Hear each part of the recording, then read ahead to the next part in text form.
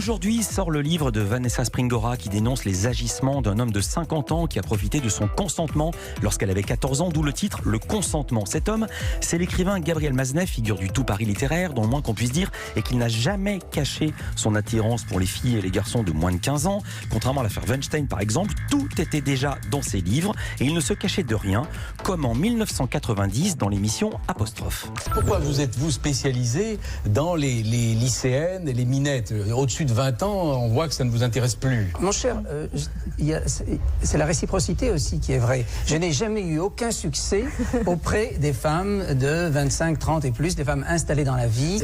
J'aime bien aussi, et je trouve que quand on a dans sa vie quelqu'un qui n'est pas encore durci par la vie, une femme qui a déjà eu beaucoup d'hommes dans sa vie, beaucoup de désillusions, parce que comme les hommes sont en général soit des égoïstes, soit des lâches, les femmes ne peuvent que se durcir, n'est-ce pas? Et donc, je préfère avoir dans ma vie des gens qui ne sont pas encore durcis, qui sont plus gentils.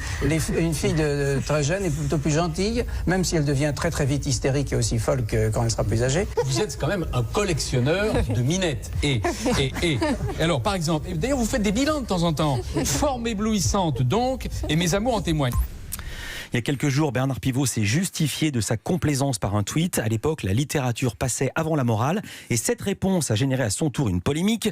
Polémique qui a notamment rejailli sur le journal Libération, qui en 71, mais pas seulement, vantait parfois des amours avec des très très jeunes filles, pour ne pas dire des enfants. Libé qui a consacré sa une, lundi au cas Gabriel Maznev. Bonjour Laurent Geoffrin. Bonjour. Vous êtes le directeur de Libération. Merci d'être avec nous en direct sur Europe 1. Dans l'édito que vous signez lundi, vous condamnez sans réserve la pédophilie.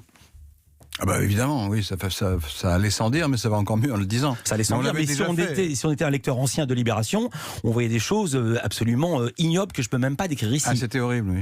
Mais c'était dans les années 70, mais c'était pas une raison.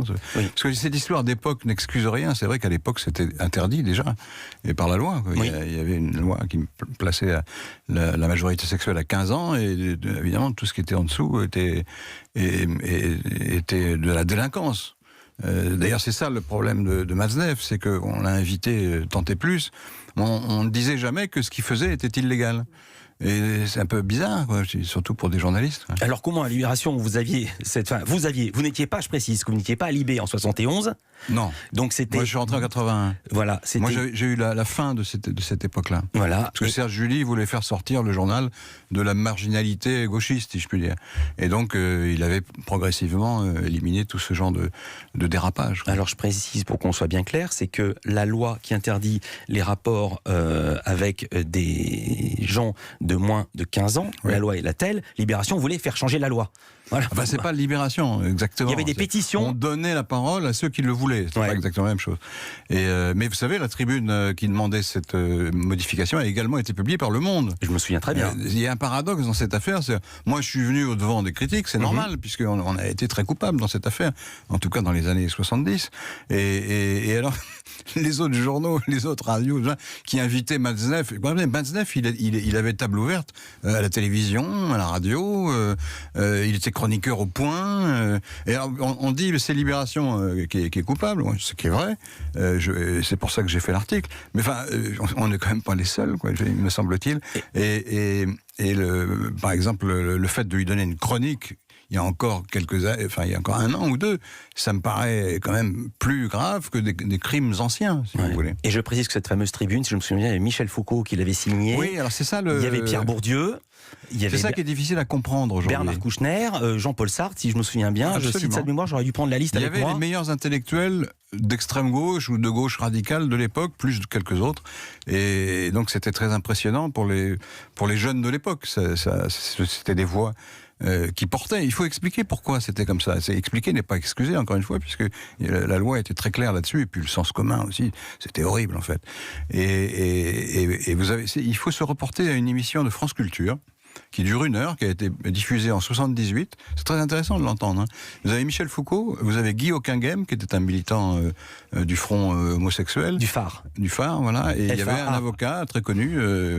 C'est une apologie de la pédophilie pendant 1 heure, sur France Culture, radio publique. Et il n'y a pas de contradiction. Et que le journaliste, il est d'accord.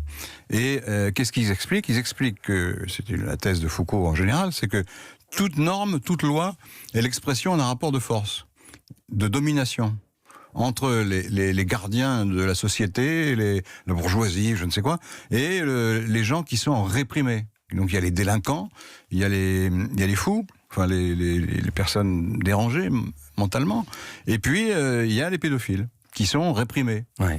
Or, toute répression est suspecte, toute contrainte est illégitime, donc voilà, les pédophiles ont le droit aussi à leur propre désir, etc. D'ailleurs, ils oubliaient à cette époque de remarquer que peut-être il y avait un rapport de domination aussi entre un adulte et un enfant. Voilà. Mais alors ça, ils n'en parlaient pas. Et il y avait la question du consentement, qui est justement le titre du livre de Vanessa Springora, parce qu'évidemment, Oui. le consentement quand on est adulte, c'est pas du tout la même chose que le consentement quand on a 10 ans, 12 ans, et ouais. l'autorité. Françoise Laborde, bonjour. Oui, bonjour, comment ça va? Je vais très bien, merci de vous enquérir de ma forme. Vous êtes ancienne membre du CSA, on vous a connu comme journaliste, vous êtes attaché aux droits de l'enfant de diverses façons. Est-ce que vous avez apprécié la prise de position du journal Libération face à ces ambiguïtés dans les années 70 à ce sujet, Françoise ? Je trouve que la position de Libération, en tout cas de Laurent Geoffrin, est honorable et il fait bien en effet de dire que Libé a eu grand tort.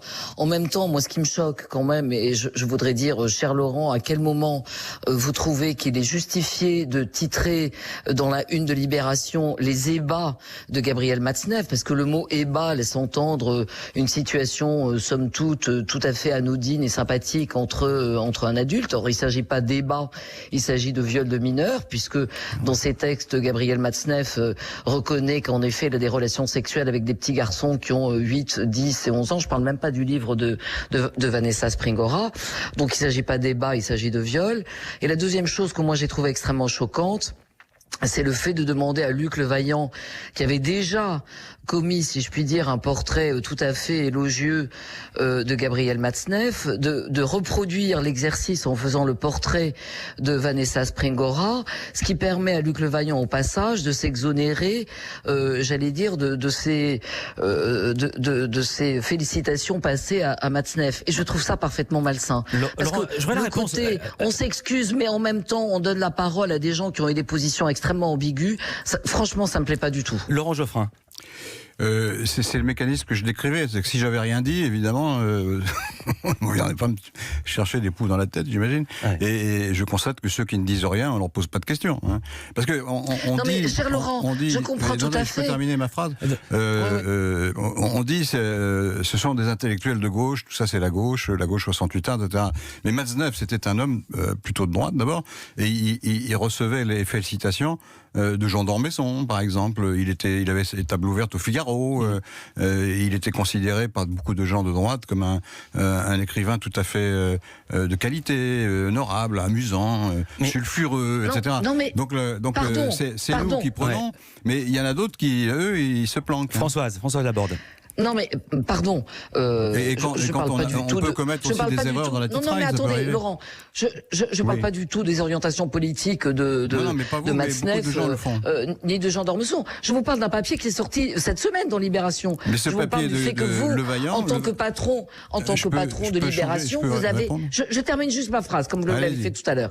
En tant que patron de Libération, c'est quand même assez étrange de demander à Luc Levaillant, encore une fois, de faire le portrait de Vanessa Springora. Pourquoi je vous dis ça?